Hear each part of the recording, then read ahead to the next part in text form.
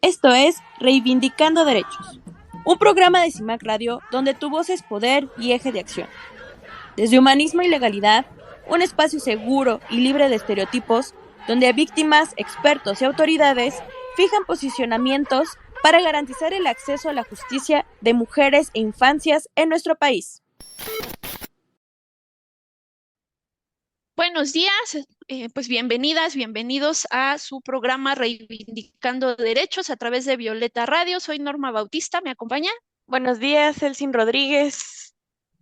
Pues Celsin, hoy tenemos un super programa, está todo el equipo de Humanismo y Legalidad con nosotras y hoy vamos a estar hablando de, quisimos hacer este pequeño programa para hablar de las 5 sentencias de la Corte Interamericana en donde se han hablado de temas de perspectiva de género o que tiene un enfoque de género a partir de la violencia contra las mujeres.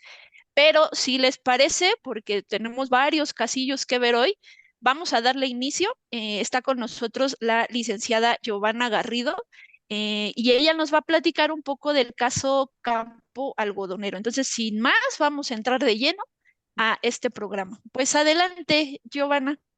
Hola, muchas gracias, Norma. Pues en efecto, el caso del que les voy a exponer hoy se denomina campo algodonero, justamente porque fueron hallados 8 cadáveres en Ciudad Juárez, Chihuahua, que corresponden a 8 mujeres. La instancia internacional a la que hoy nos vamos a referir, que es la Corte Interamericana de Derechos Humanos, tuvo conocimiento solo de 3 casos de ellos. Esto porque fueron las familiares quienes acudieron a la instancia y es un poco parte de lo lamentable en lo que inicia esta narrativa. Ello porque, pues, pese a que se tenía conocimiento del resto de mujeres, no podían resolver con respecto de ella y sus casos, justamente porque no habían acudido a la instancia internacional. Pero, ¿cuál es lo relevante o en qué ha impactado en México y en general en la Procuración y Administración de Justicia de nuestro país? Si bien es una resolución que se dictó el 10 de diciembre, o se hizo pública el 10 de diciembre de 2009, con motivo de la conmemoración de la Declaración de los Derechos del Hombre, data de aquellas épocas. Debemos de situarnos en un contexto que desde por allá del año 93 es cuando empieza una violencia sistematizada en Ciudad Juárez, Chihuahua, en contra de las mujeres. Y de allí que vamos a tener la relevancia de esta sentencia. Habremos de marcar un parteaguas muy claro porque el país entonces no era como lo tenemos ahora, en el sentido de que hoy por hoy ya tenemos la regulación del sistema acusatorio y que allí se marcaron ya muchas pautas y que con motivo de la reforma del 2008 se elevaron muchos principios constitucionales que en ese entonces no permeaban. Si bien es cierto a nivel mundial ya se hablaba de presunción de inocencia, de principios de debida diligencia, de debido proceso, no había una claridad y mucho menos una instancia constitucional a la cual pudiéramos hacer esta referencia. Entonces, en esta información de contexto a la que me refiero, la fuerza laboral de las mujeres comenzaba a hacerse cada vez más notable en esta región, particularmente en Ciudad Juárez. Es decir, las mujeres acudían a la maquila y ahí es donde desempeñaban sus funciones. ¿Qué implicaba ello? Pues unos horarios muy extremos. Saben ustedes que la labor de maquila se realiza preponderantemente para aprovechar pues la luz del día, porque justamente es cuando hay mayor concentración de gente. Entonces las mujeres tenían que salir de su casa solas a tomar los transportes, pero muy temprano a horas de la madrugada para llegar y aprovechar la mayor. Ser muy puntual y mencionar los nombres de estas víctimas. En nuestra organización tenemos muy claro que no estamos refiriéndonos solo a temas estadísticos, que si bien es cierto, ahorita les voy a explicar por qué la relevancia de esta resolución y que tiene un toque de estadística, no menos cierto y relevante es que, por ejemplo, de las 3 personas que se tuvo conocimiento en el ámbito internacional, fue por parte de Irma, que es la mamá de Esmeralda Herrera Monreal, la víctima de 14 años. Esta chica estaba a punto de cumplir los 15 años, que en México particularmente, pues antes solía hacerse, ya ahora no tanto, pero una fiesta muy rimbombante, muy ostentosa de los 15 años, y ella tenía esa ilusión. Esmeralda tenía la ilusión de poder concretar su fiesta de 15 años. Benita, la mamá de Laura Berenice Ramos Monarres, tenía 17 años, esta chica, y es Benita quien acude a la Corte Interamericana. Ella se encontraba finalizando los estudios de bachillerato, estaba concluyendo la preparatoria y pues con toda la vida por delante también, ¿no? En el tenor de tener todos sus objetivos proyectados, toda su vida hacia adelante. Y ahorita también les voy a resaltar por qué la importancia de esta denominación de proyecto de vida, que es parte de los impactos de esta sentencia. Y finalmente Josefina, la mamá que también acude a la Corte Interamericana de Derechos Humanos, ella es progenitora de Claudia Ivette González, la más grande de estas tres chicas con respecto de quienes se resuelve. Ella tenía 20 años, trabajaba ella ya en una maquila y ella es la que materialmente advirtió esta violencia generalizada. Hay un dato muy peculiar sobre de Claudia.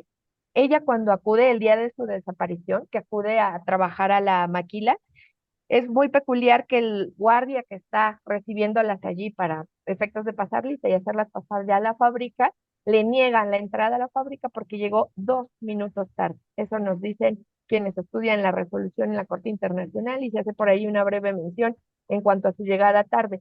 Entonces, imagínense la impotencia de la familia de decir si hubiera llegado a lo mejor más temprano, hubiera entrado a trabajar y todo lo que el contexto victimológico nos deja en torno a estas jóvenes, ¿no? Entonces, de allí lo doloroso. Y de hecho, destacar también que en esta resolución, ustedes saben que lo que se hace es condenar al Estado mexicano, ¿no? Y eso es lo que es parte importante. Se le condena por incumplimiento a los derechos humanos y por violaciones graves a los derechos humanos. De allí el impacto y la trascendencia para el país y para la región en lo general. Entonces, en esta tesitura lo que destaca es que dentro de esta condena se hace una serie de llamamientos de imperfecciones en el procedimiento penal, justamente, que ya después se retoman con la reforma en el 2008 al sistema acusatorio, pero para entonces eran datos importantísimos que un ente internacional le señalara al Estado mexicano cómo debían de permear hacia abajo estas características del procedimiento. Entonces, ya que tenemos parte de los antecedentes en esa tesitura, hay que ver que ya en concreto los hechos derivaban de una descomposición social que llevaba ya varios años de evolución, un par de lustros de evolución. Entonces, en esta tesitura, eh, un dato que destaca mucho y que es parte de todas las falencias que se detectaron del Estado mexicano, es que cuando los cadáveres de estas chicas son hallados, tienen graves daños de maltrato físico. Hubo violencia sexual en contra de ellas, hubo golpes fuertes, hay diagnósticos de fracturas de cráneos, una violencia elevadísima con respecto de lo que les hicieron a estas chicas aún en vida, lo cual pues sin duda era no solo una afectación a ellas en lo individual, sino en lo general hacia la mujer, ¿no? Porque era justamente una forma de denostar el contenido de la mujer. Y les mencionaba este tema del voto concurrente, en donde, si bien es cierto, por mayoría se resuelve que el Estado mexicano tiene una serie enorme de falencias, no menos cierto resulta que ese voto concurrente vota o se posiciona en el sentido de decir que fue una modalidad de tortura. Sabemos que tortura siempre va asociado a obtener una declaración judicial de culpabilidad. Sin embargo, ese voto concurrente hace una evolución o un análisis muy propio del contenido de esta, pues, violencia generalizada en la entidad y señala, ¿saben qué? Además del contexto grave que hay, esta forma es una forma de permear la gravedad y permear la violencia hacia las mujeres en el contexto generalizado. No solo fue a ellas y a su entorno, sino en la entidad una especie ya, válgase la expresión de terrorismo, ¿no? Para que se viera cuál era el poder de los malos y cuál era la debilidad del Estado. En esa tesitura, ya adentrándonos al contenido como tal de la resolución, debe de destacarse que es histórica y por eso siempre lo van a oír nuestras radioescuchas, el campo algodonero como algo emblemático, porque incluso mis demás compañeras retomarán algunos de estos aspectos que se resolvieron en su momento. Un aspecto muy importante que se desarrolló para entonces y que permea en cuanto se hacen ya las adecuaciones normativas en nuestro estado fue la reparación del daño. La reparación del daño alcanza la calidad de integral y se descompone en varios aspectos, como puede ser el daño material, el daño inmaterial y las costas, distinguidas estas últimas como ese aspecto al que se ven obligados los familiares a pagar o a tener que estar cediendo parte de su vida en el seguimiento y búsqueda de la justicia en estos casos. Dentro del aspecto del daño material surge también o ya permea en la región el concepto de daño emergente. No solo es lo que con la muerte violenta de estas chicas se generó en las familias, sino que adicionalmente es lo que tienen ellos que dejar de hacer. De ahí que también venga el concepto de lucro cesante. Pierden sus trabajos, pierden sus actividades cotidianas, si hay menores de edad, dejan de asistir a la escuela e incluso se disuelven vínculos matrimoniales. Entonces, en esa tesitura también había que cubrir ese aspecto. En el aspecto inmaterial, el daño moral por medio de periciales psicológicas es algo muy revolucionario para la materia victimológica y que ha ido por fortuna permeando hasta nuestros días. Con la intervención de una perito en psicología se puede llegar a determinar de qué manera el hecho violento ha perjudicado la vida de las personas hasta un modo tal en el cual afecta ya su cotidianeidad. En esta tesitura también el alcance de debido proceso, que es otro de los conceptos que se alcanza en esta resolución de campo algodonero, nos alcanza para el efecto de señalar que hubo también irregularidades por cuanto a los agresores. Y esto no es nada más que llame la atención por cuanto a que nuestra foco de atención y que los agresores pues no eran tema de la propiamente de la esencia de la resolución.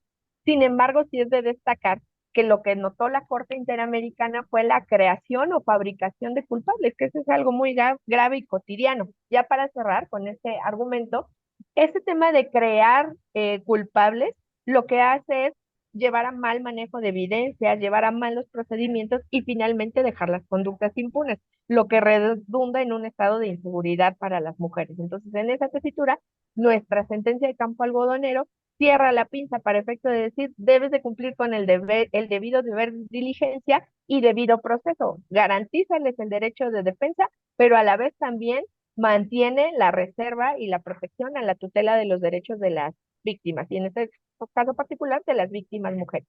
Esa sería mi aportación. Muchas gracias, Gio. Pues con esta abrimos, que es el referente internacional más sonado, pero todavía tenemos muchos otros más. Esta es una de las sentencias de mayor relevancia en el sentido de que posiciona varios temas que evidentemente en las otras sentencias lo va jalando la Corte Interamericana. Pero ¿les parece, chicas, y a nuestro auditorio, si vamos a nuestra primera pausa? Estamos en Reivindicando Derechos por Violeta Radio. Regresamos. En CIMAC Radio queremos escucharte. Comunícate con nosotras al 55 60 60 55 71 55 60 60 55 71 y déjanos conocer tus opiniones sobre nuestra programación. CIMAC Radio, periodismo con perspectiva de género. Ya regresamos de nuestro primer corte comercial y bueno, yo les voy a platicar un poco sobre el caso de Inés Fernández Ortega. Ella es una mujer indígena perteneciente a la comunidad Mefa, que es residente en la Barranca Teocani, en el estado de Guerrero. Al momento de los hechos, ella tenía 25 años, estaba casada con el señor Prisciliano Sierra, con quien tuvo 4 hijos. Y bueno, se dedicaba, ¿no?, a lo básico, tareas domésticas, al cuidado de los animales y a la cría y a la siembra de diferentes cultivos en la parcela familiar. Hay que recordar que la comunidad de la Barranca Teocani se encuentra en una zona montañosa, es aislada y por lo tanto es de difícil acceso. Por lo tanto, también es complicado llegar a ciertos lugares, ¿no? Les voy a relatar un poco los hechos lo más concreto posible. Esto sucedieron el 22 de marzo, alrededor de las 3 de la tarde. La señora Fernández estaba en compañía de sus 4 hijos cuando aproximadamente 11 militares vestidos con uniformes y portando armas se acercaron a su casa. 3 de ellos fueron los que ingresaron al domicilio. Una vez que ellos ingresaron al domicilio, evidentemente sin el consentimiento, le preguntaron varias veces en dónde estaba su marido, ¿no? Sin embargo, como ella no hablaba o no dominaba el español y por miedo a que le hicieran algo, no contestó. Los militares volvieron a preguntarle y le apuntaron ya con armas. Y como obviamente no entendía y no contestó, no hizo caso. Le obligaron a que se tirara al suelo y uno de ellos pues le tomó las manos y pues la violó sexualmente. Y los otros 2 solamente pues estaban viendo. Posterior a esto salieron los militares junto con los que se habían quedado afuera para retirarse del lugar.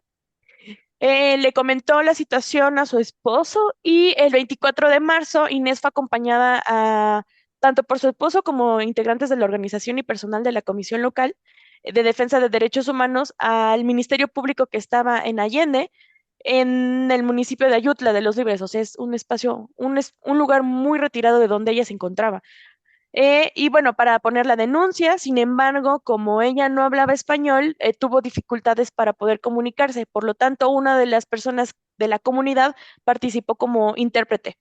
Entonces, al momento de que ella iba a iniciar la denuncia y mencionar que habían sido militares los que la habían agredido sexualmente, el Ministerio Público dijo que no tenía tiempo para iniciar la denuncia. Eh, Tras la intervención de la Comisión Nacional de Derechos Humanos de Guerrero, y pues bueno, ya el Ministerio Público tomó la declaración de Inés, pidió al médico legista que realizara pues, las revisiones pertinentes y que remitiera el certificado médico legal ginecológico eh, de las lesiones. Sin embargo, como sabemos, y como también la víctima y la comisión local insistieron, debía de verse revisada por una médico. No contaban con una médico, por lo tanto la canalizaron al Hospital General de Ayutla, otro espacio que estaba más retirado de su espacio o de su lugar donde vivían. El 25 de marzo, la señora Fernández acudió al Hospital de Ayutla y le hicieron la revisión general y la médico determinó que no presentaba signos de agresión y solicitó los exámenes al laboratorio. Realizaron los exámenes de laboratorio el 9 de julio y sí presentaba líquido seminal y las identificaciones como células espermáticas, ¿no? Que ahorita ya conocemos. Y estas fueron remitidas el 5 de julio, o sea, sí, fue bastante tiempo, ¿no? Después de que fue la agresión.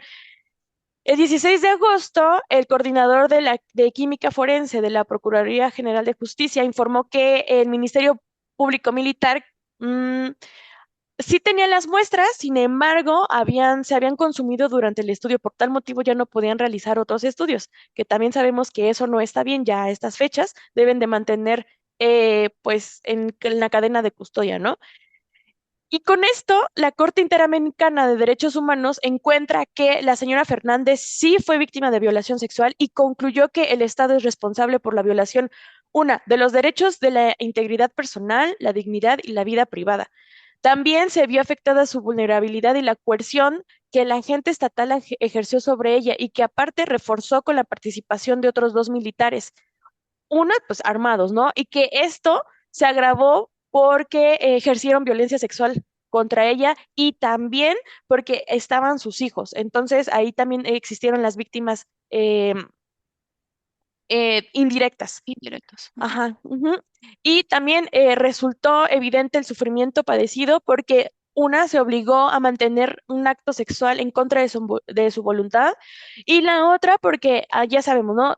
Tuvo unas afectaciones en su integridad personal, pero también tuvo afectaciones psicológicas y tampoco le dieron la la asesoría y el apoyo necesario.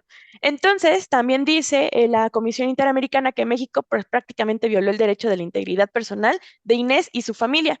Por lo tanto, en este caso, en particular, se probó que no se proveyó la asistencia de un intérprete traductor al carecer el mismo y por lo tanto no se respetó la diversidad cultural, no se realizaron las diligencias de investigación sobre el lugar de investigación.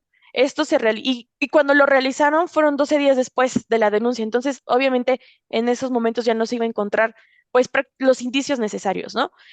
Tampoco se protegió la prueba pericial, ni se realizaron los estudios complementarios que hasta la fecha seguimos insistiendo, ¿no? Aquí en la organización hemos tenido casos que pues nos ha pasado y también la Corte concluye que la autoridad estatal no actuó con la debida diligencia en la investigación de la violación sexual de la señora Inés Fernández Ortega, la cual, se excedió en un plazo razonable, violando los derechos de las garantías judiciales y la protección judicial. Además, de que incumplió su obligación de garantizar la no discriminación y el derecho al acceso a la justicia, ¿no? Entonces, como vemos, también es un caso importante porque seguimos y desde tiempo atrás seguimos sin valorar las muestras importantes, ¿no? En este caso, la violación sexual, que seguimos o sigue el Estado sin preservarlas o una, eso, ¿no? Y por otro lado, como es una mujer indígena, la discriminación, ¿no? Entonces, venimos arrastrando, o el Estado viene arrastrando estos casos, y si no se le da una solución, la Corte Interamericana nos va a seguir regañando prácticamente, ¿no? Llamando la Y atención. ya, ajá, entonces, si ya nos está diciendo que tenemos que revisar estos casos, que tenemos que darle prioridad o la importancia necesaria, no porque sea una persona indígena, no merece el mismo trato, pues estamos fallando, ¿no? Como Estado y como, pues sí, como Pues sociedad. sí, sí. Y además, el caso en particular que tú has reseñado, vuelve a algunas puntualizaciones, ya la había mencionado Gio, pero nos vuelven acá a reforzar la parte de cómo una agresión sexual puede constituir un acto de tortura, ¿no? Y Ujú. ahí es donde fijan como los parámetros y los lineamientos. Y me parece que tu resolución, Cel, que nos acabas de narrar, también pone en evidencia cómo los agentes de Estado no atienden sus obligaciones, más allá de lo que ya nos explicaste, de que perdieron las muestras, bueno, que agotaron las Agotado. Ujú. muestras, que no hicieron debida diligencia y demás. El tema de que eran militares los Ujú. que entran al domicilio de la señora Inés y cometen estas arbitrariedades, ¿no? Que eso es como de pronto lo más grave, ¿no? Ujú. Y que le siguen dando, ¿no? Protección a ellos. O Ujú. sea, sabiendo que, o sea, sí es una zona militar, sin embargo, pues no, sí tienen ciertas facultades, pero esas facultades como que las extreman, ¿no? Como de, yo soy militar y no me van a hacer nada, entonces yo puedo hacer lo que quiera, cuando Ujú. no debería de ser, ¿no? Pero, Es correcto. pues, ¿qué te parece si vamos a nuestro segundo corte comercial para darle entrada a nuestra compañera? Muy bien, Vale. pues ¿Sí? entonces, sí, vámonos a corte. Estamos en Reivindicando Derechos a través de Violeta Radio. Regresamos. En CIMAC Radio queremos escucharte. Comunícate con nosotras al 55 60 60 55 71 55 60 60 55 71 y déjanos conocer tus opiniones sobre nuestra programación. CIMAC Radio, periodismo con perspectiva de género. Regresamos del corte. Estamos en Reivindicando Derechos por Violeta Radio y estamos hablando de los 5 casos que la Corte Interamericana de Derechos Humanos le ha dictado, ¿no? Como sentencias condenatorias al Estado mexicano y que tienen que ver con temas de violencia de género. Antes de darle entrada a nuestra siguiente participante, sí quisiéramos comentar que la licenciada Giovanna se tuvo que retirar por cuestiones laborales y por eso ya no está ahorita con nosotras, pero simplemente era como el pequeño aviso. Y ahora sí, cuéntanos, Vero, ¿qué caso traes tú? Y nárranos ahí un poquito de este caso, porfa.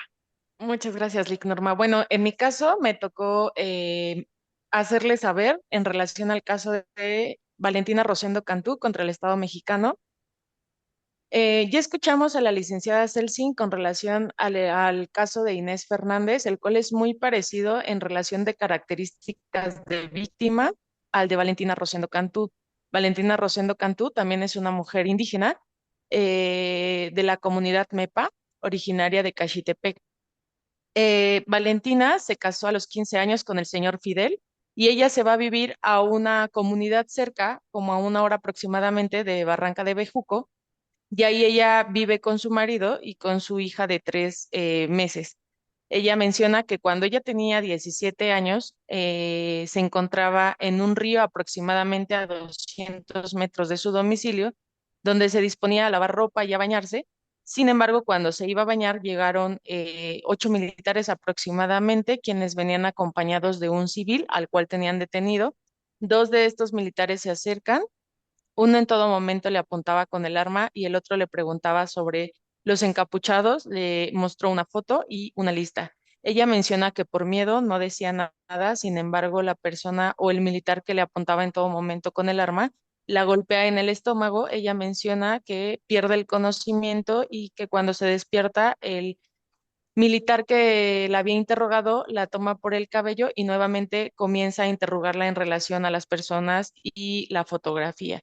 Ella menciona que no dice nada, por lo tanto, él la arroja al piso, cae al piso, le quitan la falda, la ropa interior, la somete, se sube sobre de ella y abusa sexualmente de ella. Al término de que él termina de violentarla sexualmente, el otro militar, quien la apuntaba, realiza el mismo acto y también abusa sexualmente de ella. Cabe destacar que si bien es cierto, fueron 2 militares quienes cometan el acto, sí estaban en presencia 6 militares más, que era lo que decía Celsin, apreciando el hecho, por lo tanto, esta situación se agrava en demasía. Valentina menciona que cuando el acto pasa, ella se recupera y se va a su casa donde estaba su cuñada, hermana de su esposo, el señor Fidel, y le comenta los hechos narrados.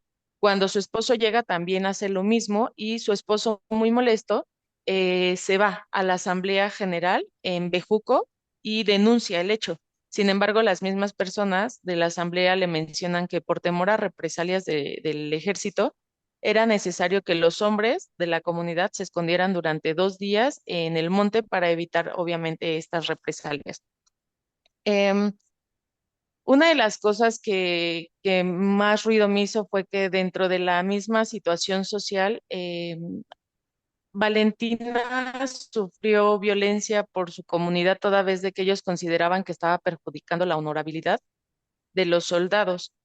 Por esta situación, es que el hecho es que, bueno, la comunidad de Barranca de Bejuco es una comunidad, como bien lo decía Cel, de difícil acceso, de pobreza, que conserva básicamente sus tradiciones de identidad cultural. Por lo tanto, no es muy viable que las mujeres que sufren este tipo de delitos lo denuncien.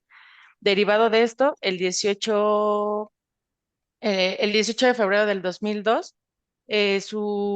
Valentina y su esposo se van, obviamente, para denunciar ya el hecho en Caxitepec y solamente le dan medicamentos para los golpes que tenían, pero no le hacen caso a la situación de la violación. Esto porque el médico refiere que meterse en ese tipo de situaciones trae miedo a él, toda vez de que puede tener represalias con relación a los militares.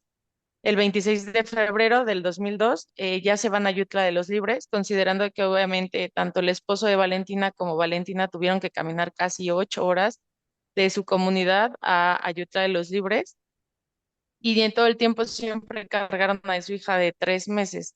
El 27 de febrero del 2002, ya encontrándose allí en Ayutla de los Libres, son ayudados ya por asociaciones civiles quienes les ayudan a interponer una queja ante la Comisión Nacional de Derechos Humanos y se percatan que no había denuncia alguna por el delito de violación, por lo cual le solicitan el 8 de marzo la Comisión de Derechos Humanos guerrerense que se inicie la averiguación previa. Ellos mencionan que se presentan en Allende, sin embargo, a pesar de llevar una persona de la Comisión Nacional de Derechos Humanos, la primera justificación que tuvieron al llegar ahí era que no se podía iniciar dicha averiguación previa, toda vez de que la persona que la tenía que iniciar ya había salido. Fue mediante el apoyo que ellos recibieron por esta persona de la Comisión Nacional de Derechos Humanos que se inicia obviamente esta averiguación previa, no sin antes aclarar que, bueno, Valentina hablaba un dialecto y cuando ella inicia su averiguación previa no tuvo una persona que le ayudara ni a entender ni a referir realmente lo que a ella le había pasado. Fue en todo momento su esposo quien trataba como de interpretarle también a situaciones muy básicas, tanto lo que el Ministerio Público decía como lo que ella quería mencionar, toda vez de que referían que no tenían un traductor. Y muy aparte de que fue el 8 de marzo que se inició la averiguación previa, fue hasta el 19 de marzo que se le realiza este dictamen ginecológico a Valentina para resolver la situación del acto sexual y fue realizada por un médico legista hombre. Entonces, derivado de estas vicisitudes que tuvo Valentina y su esposo para poder hacer justicia del hecho que ella sufre, es que se van a ya órganos interamericanos donde se acercan a la Comisión Interamericana de Derechos Humanos, quien les solicita obviamente a la Corte Interamericana que declare culpable y responsable al Estado mexicano por esta violatoria de derechos que se encuentran consagrados dentro de los artículos básicamente de cinco convenciones que es la Convención Americana de Derechos Humanos, la Convención Interamericana para Prevenir, Sancionar y Erradicar la Violencia contra la Mujer, la Convención Interamericana para Prevenir y Sancionar la Tortura y la Convención de Valendo Para.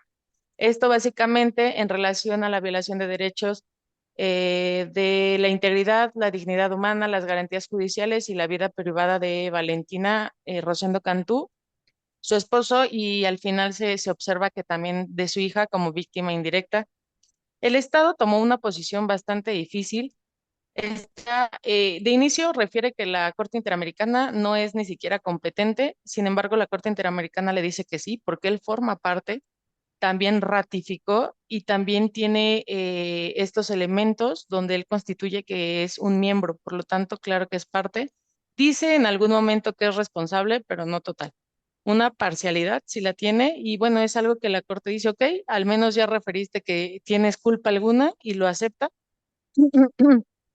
La otra es que refiere que no se establece agresión sexual, porque manifiesta que no hay los elementos suficientes para comprobar el hecho cuando, bueno, como bien lo comenté, el acto de violación se sufre el 16 de febrero del 2002 y el peritaje ginecológico que se le realiza a Valentina es hasta el 19 de marzo del 2002, un mes, 2 días después del hecho, y era más que obvio que ella lo único que presentó fueron golpes o lesiones dentro de la matriz que para ellos no constituía que hubiese sido derivado de un hecho violento de violación sexual y que mucho menos ese hecho violento lo hubiesen ejecutado los miembros militares, que asimismo referían, ellos se encontraban dentro de esa comunidad haciendo actos heroicos y no actos de índole de delito hacia las personas a quienes ellos deberían de haber estado cuidando. También menciona que la violación no es una tortura, lo cual la comisión en este momento ya le establece que sí lo es, que también es un acto o es un delito muy en particular, ya que les refiere que cuando existe este hecho de violación, siempre se encuentra única y claramente la persona que recibe el acto y aquellos que la ejecutan. Por lo tanto, cuando ellos también mencionaban que no había elementos suficientes para comprobar el hecho, se le menciona que no puede haber testigos de hecho, pero sí que es cierto que después del hecho hubo testigos posteriores a los hechos donde Valentina llega y se lo comenta a su cuñada, se lo comenta a su esposo y él va a Barranca de Bejuco a denunciar. Y bueno, el último, que era una de las cosas que la licenciada Giovanna Garrido mencionaba, era que decía, bueno, toda vez de que la víctima no murió y la víctima tampoco está detenida por el Estado, es obligación de la víctima comprobar lo que ella refiere o lo que ella le pasó al momento de mencionar la situación.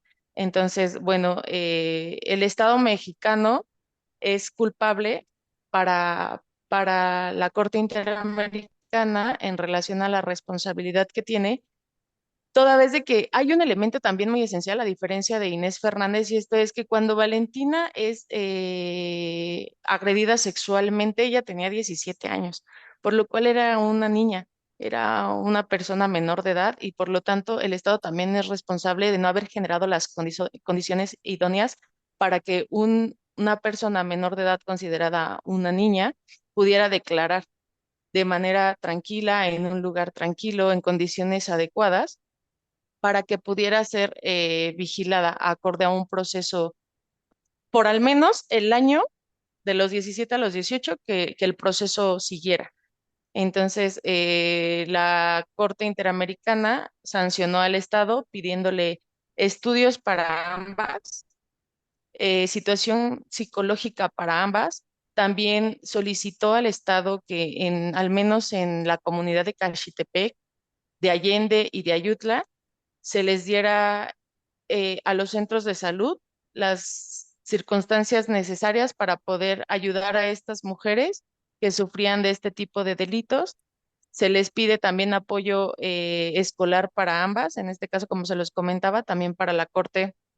La hija de Valentina resultó como víctima indirecta y bueno, le pide que haga una disculpa pública y asimismo que se tomen circunstancias mediante el proceso para poder declarar culpables a estas personas que cometieron el delito.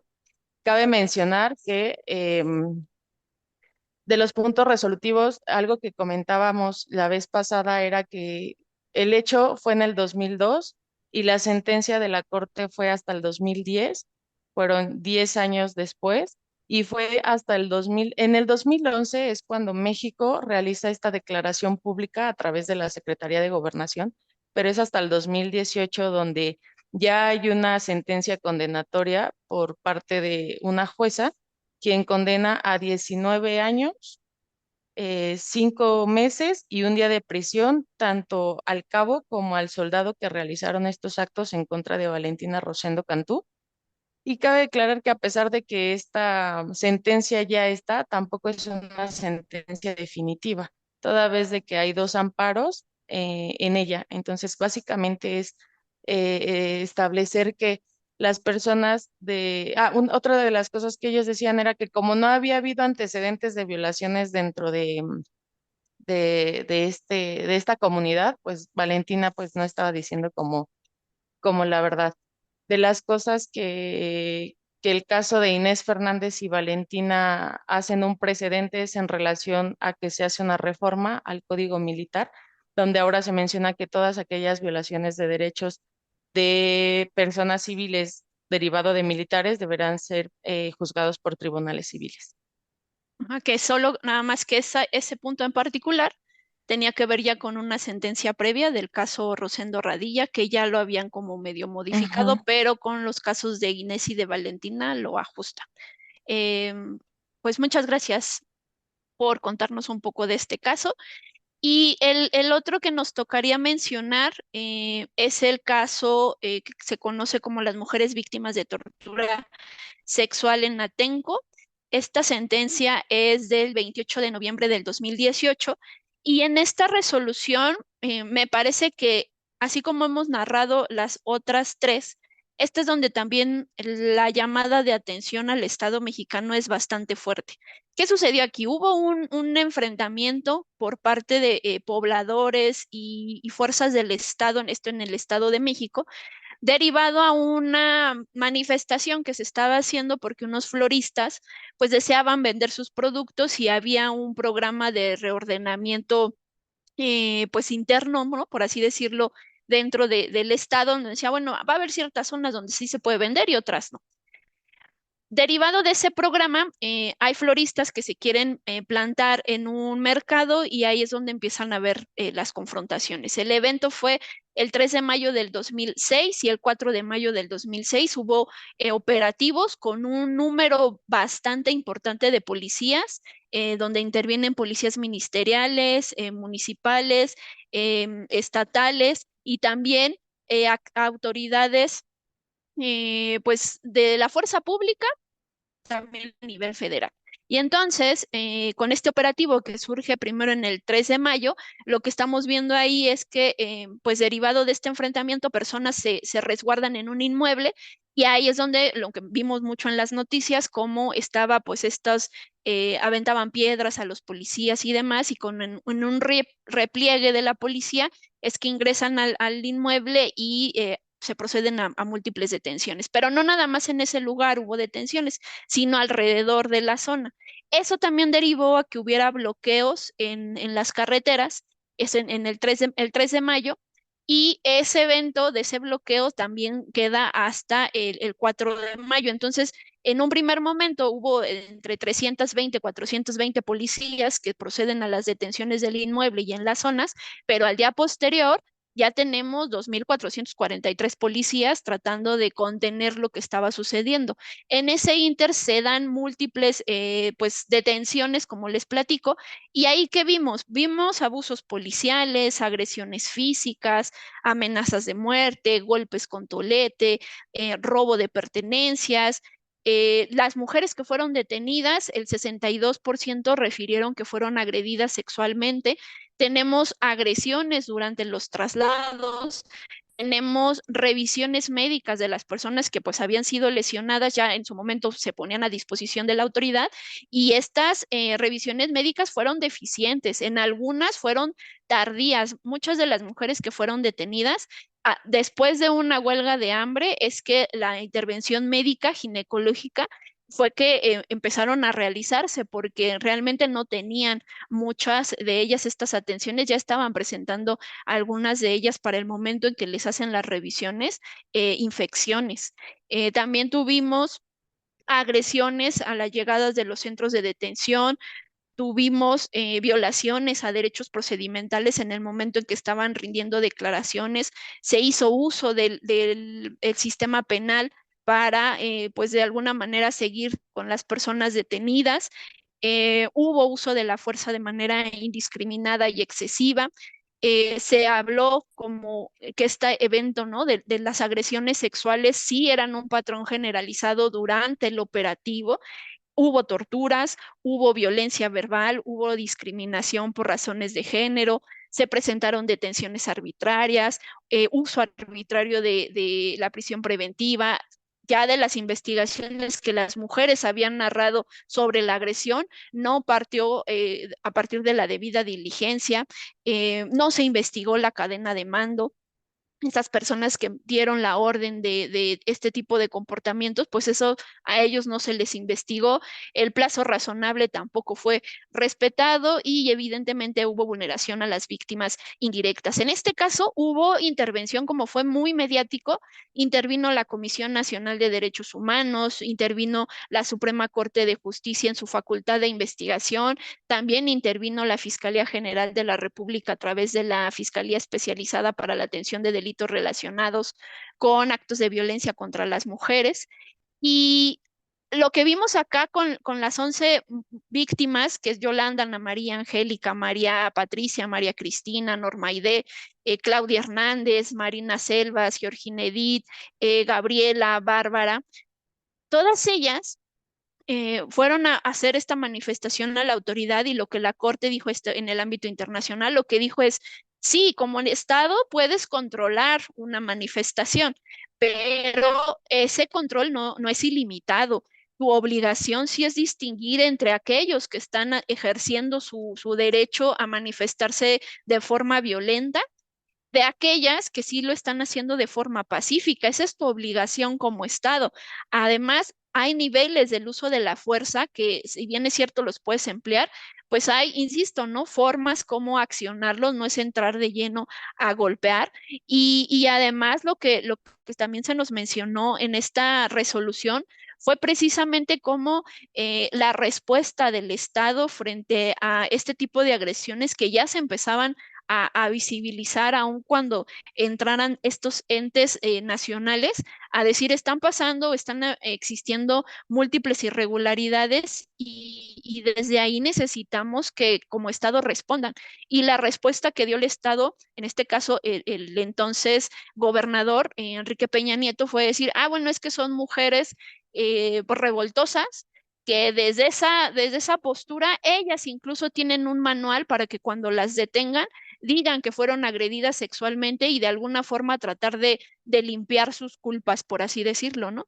Pero imagínense si ese es el principal representante de esa entidad federativa a salir a decir que las mujeres están mintiendo cuando las lesiones tenían mordidas en los senos, tenían laceraciones en la vagina, ¿no? Entonces, pues imagínense que una autoridad señale o haga estas manifestaciones.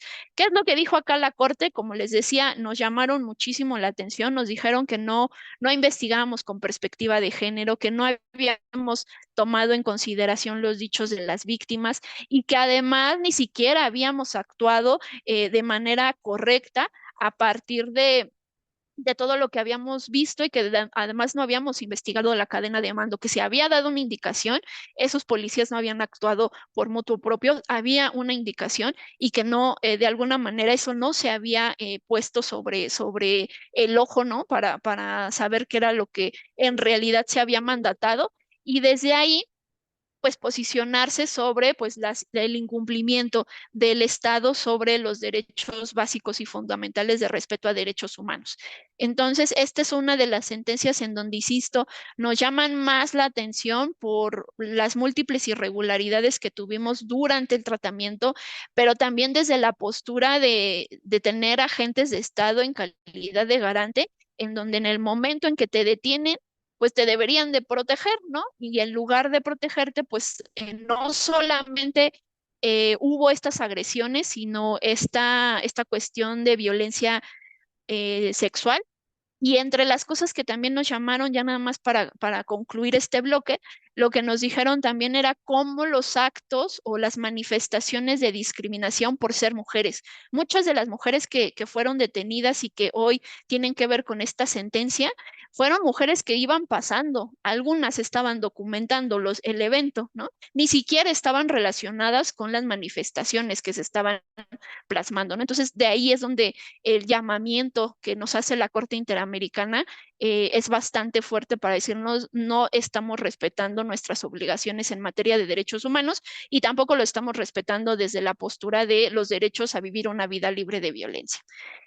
Bueno, pero yo creo que ya estamos sobre los tiempos, entonces si les parece, vamos a este corte y regresamos. Estamos en Reivindicando Derechos por Violeta Radio.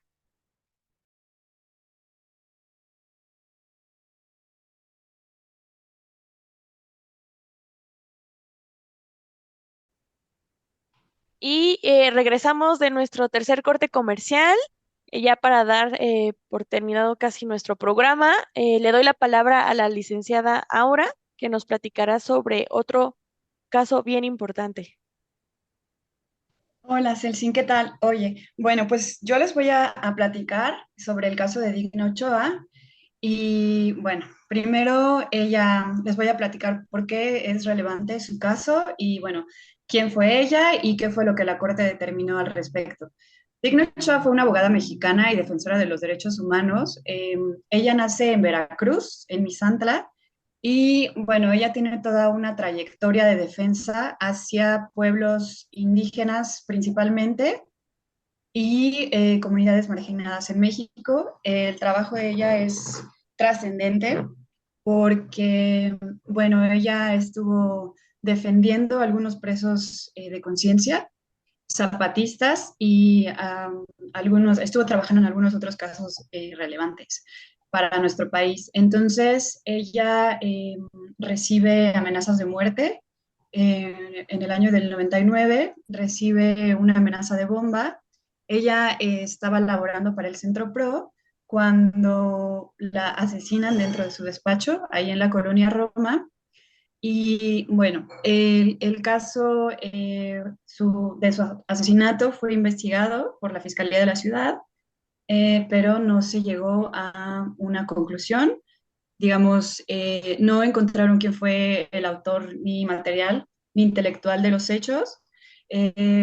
Obviamente su familia y otros defensoras de derechos humanos mexicanos, arguyen que fue el Estado, ¿no? Que quien le quitó la vida. El mismo Estado, durante la investigación de su homicidio, emite una serie digamos, primero refieren que ella murió que ella murió con un suicidio simulado. Ella arguyen bueno, decretan el no ejercicio de la acción penal por ese mismo hecho. Y bueno, la Fiscalía realiza una serie de diligencias, alrededor de 1.300, y no llega a ninguna conclusión relevante.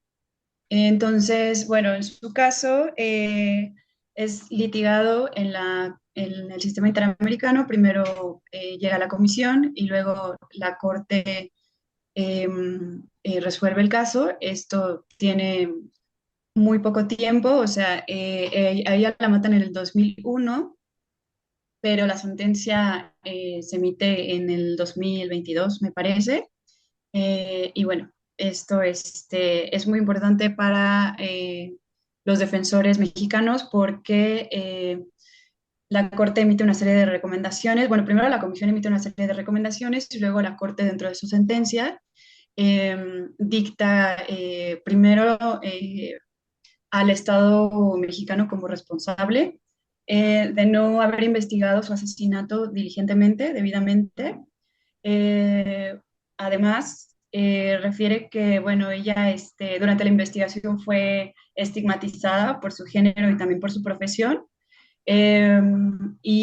Bueno, refieren que no hubo un plazo razonable para la investigación de su asesinato, porque, bueno, me parece que hasta el último recurso que presentó su defensa, se tardaron como alrededor de 13 años, me parece, de 10 a 13 años más o menos, ¿no?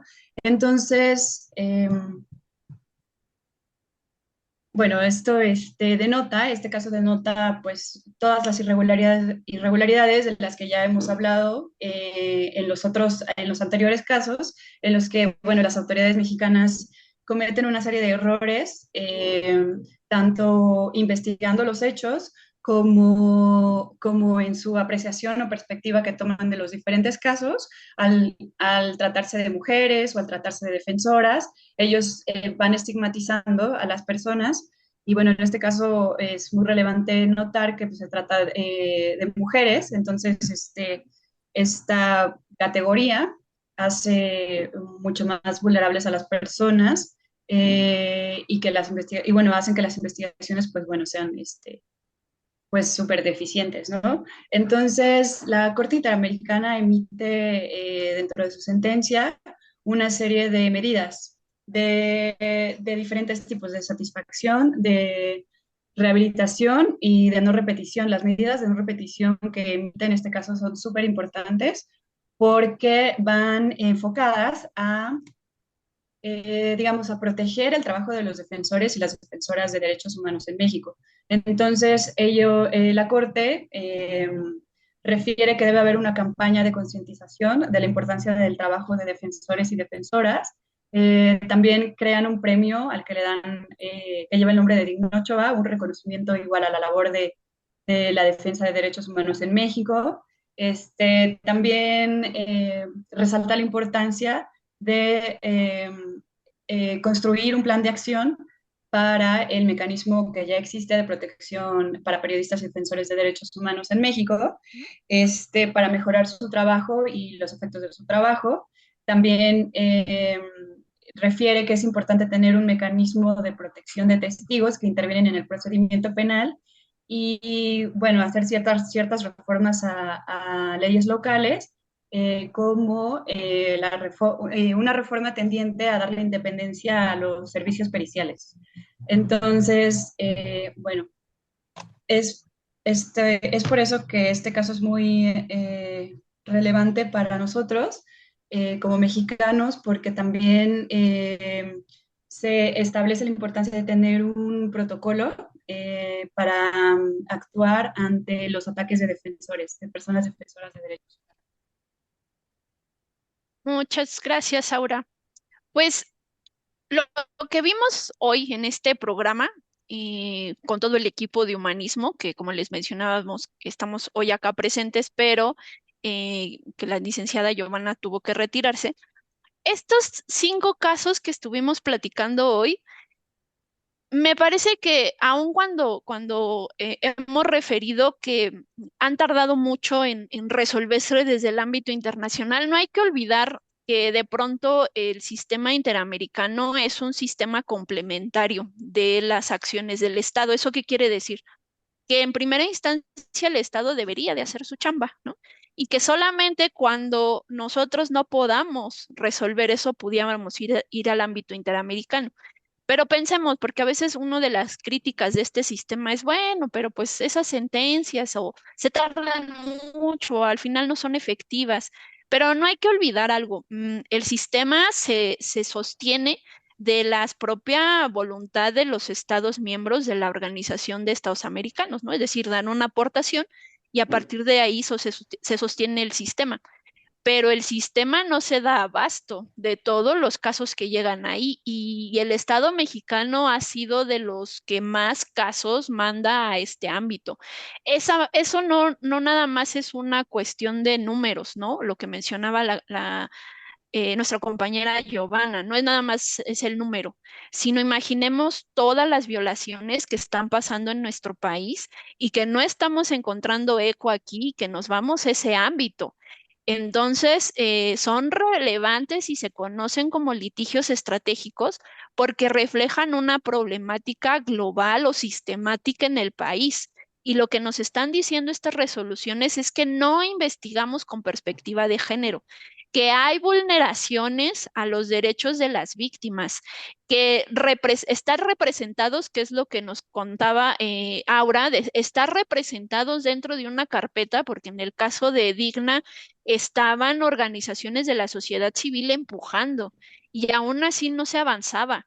Entonces, estos casos sí son para llamar la atención y decir, no estamos aprendiendo, porque si en el primer caso nos hicieron puntualizaciones y hemos seguido repitiendo los errores y los errores y los errores, pues ¿cuántos casos más vamos a necesitar? Y eso en el ámbito internacional. Ahora imagínense lo que está pasando en el ámbito local interno, todas las irregularidades que los agentes de Estado están llevando a cabo y que al final hablar de un derecho a vivir libres de violencia, ahí están en los ordenamientos jurídicos, ahí están en el ámbito internacional, pero todavía no se materializa. ¿Por qué? Seguimos hablando de estos casos, ¿no?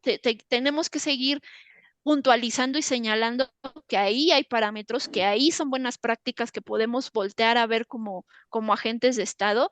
Y más allá, que ahí hay víctimas a las que aún tenemos pendientes. Nuestra compañera Verónica nos decía qué había pasado después de esa sentencia en el caso de Valentina, pero no hay que olvidar que se lleva al ámbito internacional a tratar de solucionar la violación al derecho humano, pero eso no quiere decir en el ámbito internacional que ya sabemos qué pasó en cada uno de los casos que platicamos, si ya fueron sancionados o no, porque eso lo que le dice la Corte Interamericana al Estado mexicano es, no te hagas, ya dije dónde no hiciste las cosas bien, corrígelo y arregla lo que estás teniendo pues de forma indebida, ¿no? Entonces, sí son bien importantes estas resoluciones. Yo les doy las gracias a todas por posicionar estos temas, porque es importante que la gente los conozca. Al final son víctimas que el Estado mexicano les falló y que lo que necesitamos es que los agentes de Estado volteen a ver estas sentencias, las estudien y apliquen lo que la Corte Interamericana nos ha señalado. ¿Qué opinas, él, para cerrar? Pues es importante, ¿no? Llevarles esta información a la audiencia, porque posiblemente no todos conocemos estos temas. Entonces, y también hacerles ver que pues, el Estado mexicano sigue fallando, ¿no? Y a pesar de que, pues como hemos platicado en otros casos o en otros programas, que a pesar de que nos están pues llamando la atención, seguimos en lo mismo. Entonces, es importante llevar esta información no solo a nuestros radioescuchas, sino también a que ellos mismos repliquen esta información, porque así hacemos que toda esta información llegue y nos demos cuenta como sociedad que algo está pasando, ¿no? Y que tenemos que trabajar en ello. Y a lo mejor nosotros no directamente. Sí podemos hacerlo al momento de, a lo mejor, si somos víctimas de algún delito, iniciar una denuncia, ¿no? No dejarla pasar de, no, es que es mucho tiempo y como lo hemos platicado, ¿no? Y que si vemos que las autoridades no hacen su trabajo, pues sí, ¿no? Es estar ahí detrás todo el tiempo, aunque no sea nuestro trabajo, el estar insistiéndoles, porque pues en teoría ellos deben de saber su chamba, ¿no? Pero no dejarlo ir, no dejarlo pasar, porque esto es un poquito de lo que nosotros, o desde nuestro espacio, desde nuestra trinchera, podemos hacer. Pues sí, pues muchas gracias al equipo de humanismo que hoy estuvo en este programa. Se las presentamos, digo, ya habíamos tenido programas con algunas de ellas, pero este es el resto del equipo, solamente nos faltó nuestra producción que nos ayuda por ahí, pero pues esto fue todo, esto fue Reivindicando Derechos por Violeta Radio, nos vemos la siguiente semana. Bye, bye. Adiós. Esto es Reivindicando Derechos, un programa de CIMAC Radio donde tu voz es poder y eje de acción. Desde Humanismo y Legalidad, un espacio seguro y libre de estereotipos, donde víctimas, expertos y autoridades fijan posicionamientos para garantizar el acceso a la justicia de mujeres e infancias en nuestro país.